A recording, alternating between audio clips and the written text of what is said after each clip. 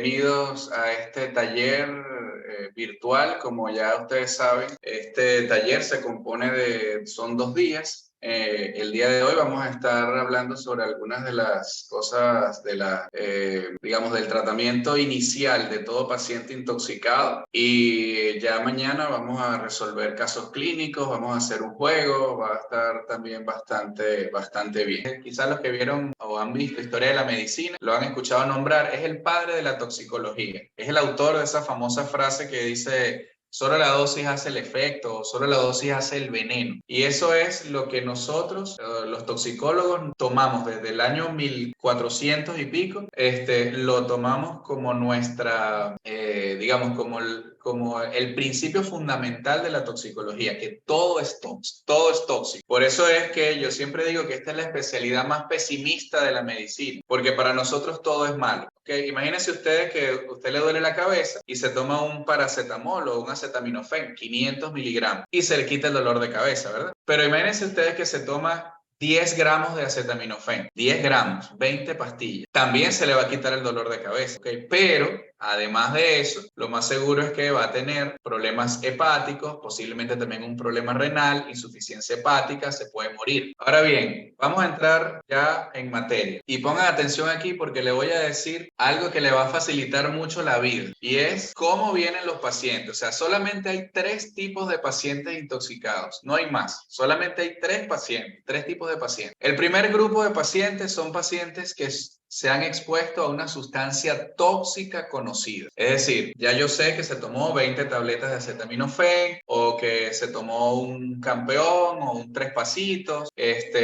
o que, no sé, que lo picó una abeja, en fin. 100 pies, lo que sea. Ya yo sé que es una sustancia tóxica conocida, ¿sí? Y en consecuencia, pues yo hago el diagnóstico y monto el tratamiento. Luego tenemos otro grupo de pacientes, que son esos pacientes que tienen una sustancia, se han expuesto a una sustancia desconocida, pero que puede ser tóxica, potencialmente tóxica. Sucede mucho con los niños, siempre pongo este ejemplo. Viene un niño y había una botellita de agua con un líquido amarillo y debajo en el gabinete de la cocina y se lo tomó. Entonces no sabemos qué tiene qué era ese líquido amarillo.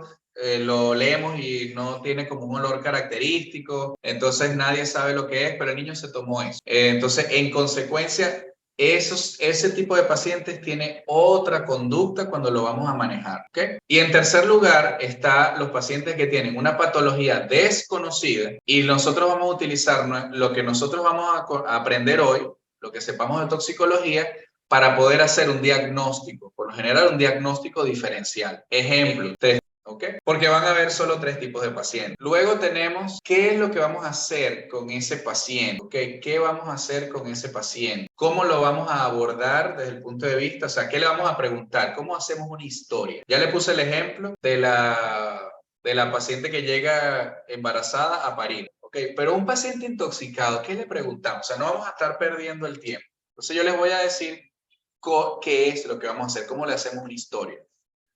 ¿Okay? Para llegar a un diagnóstico rápido. ¿Okay? Lo primero que vamos a hablar es del interrogatorio, ¿okay? La cronología. El interrogatorio, una de las cosas más importantes es la cronología. Es decir, cómo ha sido la evolución en el tiempo de todos los síntomas y todos los signos, o sea, todo lo que le ha pasado a ese paciente desde que tuvo contacto con la sustancia. ¿Okay? Entonces, ¿a qué hora fue el contacto? Por supuesto, el ambiente. Cuando hablo de ambiente me refiero a cómo estaba el paciente cuando lo encontraron, si estaba boca arriba, si estaba boca abajo, si estaba de lado, si había pastillas, si había blister vacío o cajita, si había humo, si había vómito, si había... Luego con el interrogatorio. ¿Qué más le preguntamos a los pacientes? Cuando llega un paciente con dolor en el pecho, cuando llega una paciente embarazada o incluso un paciente politraumatizado, siempre preguntamos antecedentes. ¿De qué sufre usted? ¿Es alérgico a algún medicamento? Etcétera, etcétera. Nosotros también lo hacemos, ¿ok? Pero ¿qué es lo que más nos interesa? Nos interesa si el paciente tiene... A nosotros nos interesa un punto importante, que es la simetría. La simetría quiere decir que los síntomas, la clínica, la podamos observar por igual a ambos lados del cuerpo. A ambos lados del cuerpo. Si yo tengo las pupilas tienen que ser del mismo tamaño, las dos. O sea, no puede tener una. Lamentablemente el niño murió. El niño se le hizo la tomografía. En la tomografía sí se evidenció que había una contusión cerebral. Aparentemente el niño se cayó de la cama, estaba brincando en la cama, jugando, qué sé yo.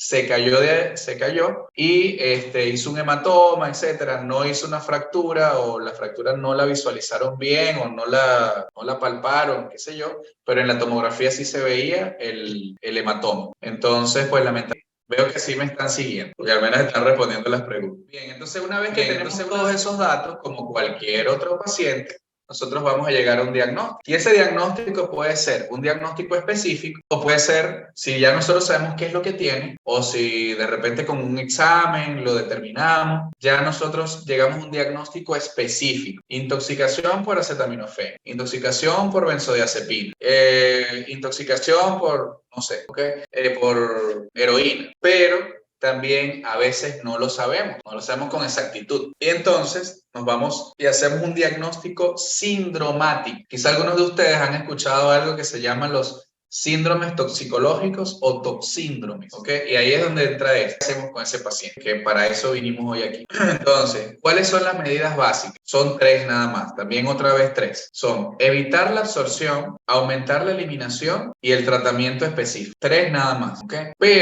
Pero siempre vamos a tener, siempre antes de eso, tenemos que hacer algo importantísimo, ¿ok? Es algo que cuando yo se los diga, ustedes van a decir, pero es que eso es lógico. Eso se sobreentiende, eso es tal cosa.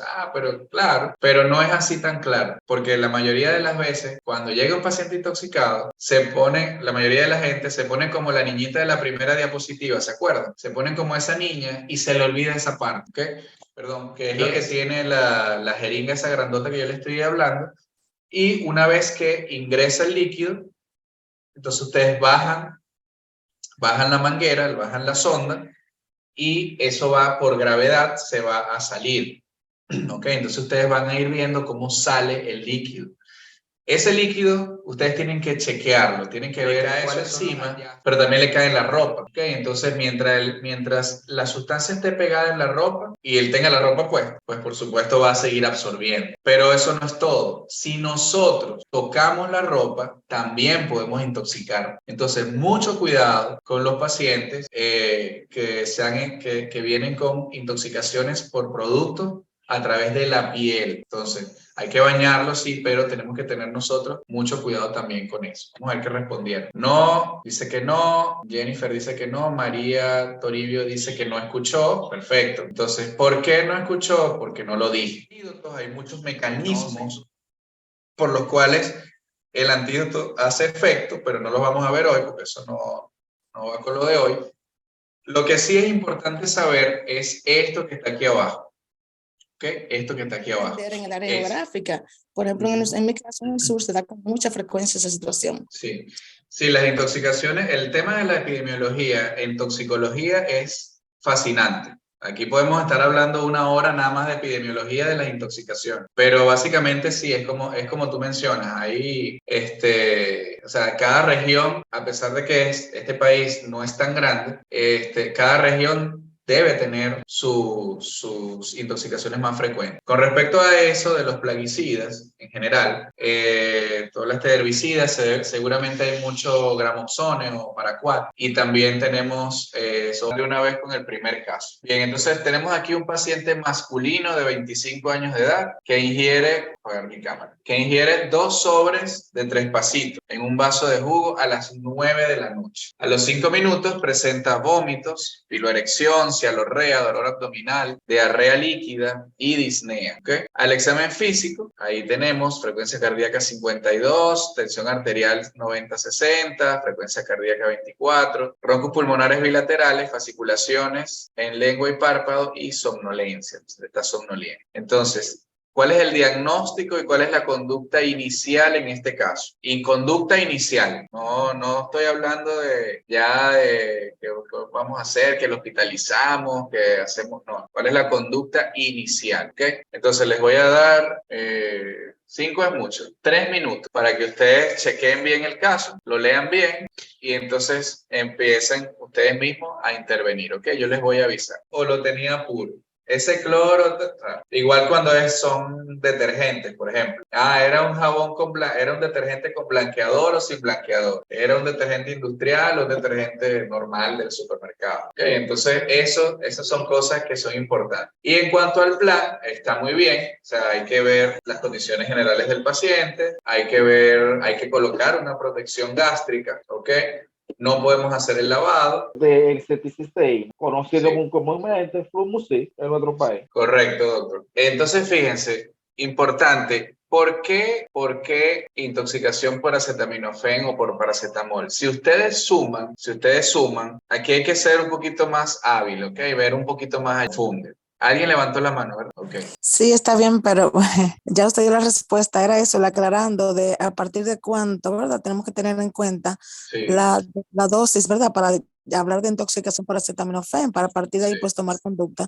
Pero ya usted lo acaba de aclarar, gracias. Ok, perfecto. Entonces, hay un detalle y es que estos pacientes con intoxicación por acetaminofén empiezan a hacer alteraciones de las enzimas hepáticas, que el paciente cuando entra por la puerta de la emergencia es responsabilidad nuestra. Ok, entonces conozca la droga, evalúa al paciente, retire la droga y observe. Este es el artículo que les comenté, que fue publicado el año, en el 2021, ok, y pues está a la disposición, el que quiera tenerlo, pues me puede escribir o me contacta y yo se lo envío con mucho gusto para que lo lea. Es un artículo corto donde se describe el método, ¿ok? Y pues lo que les decía es que el próximo taller que vamos a hacer en esta modalidad va a ser específicamente para enseñar esto. Okay, aquí yo le estoy dando como, bueno, una pequeña muestra, pero ese es un taller también de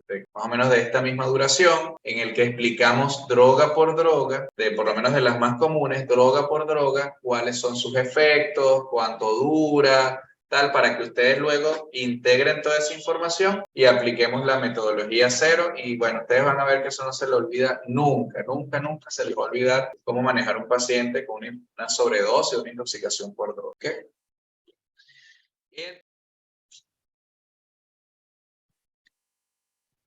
Bueno, María está fuerte ahí.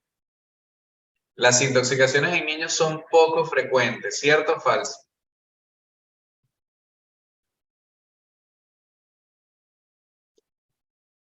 ¿Ah? Bueno, Víctor, vamos a ver. Bueno, viene la última pregunta, muchachos. Este es un regalo. La última pregunta es un regalo, pero tienen que estar pendiente y contestar rápido, ¿ok? Vamos. Y es de doble punto.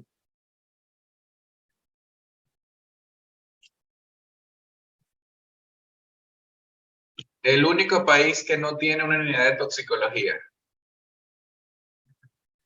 Ok. Ahora lo que van a ver vamos a ver cómo quedó ese podio.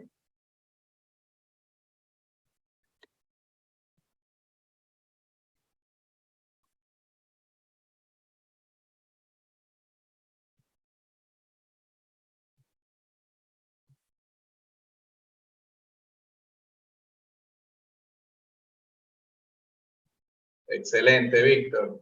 Muy bien.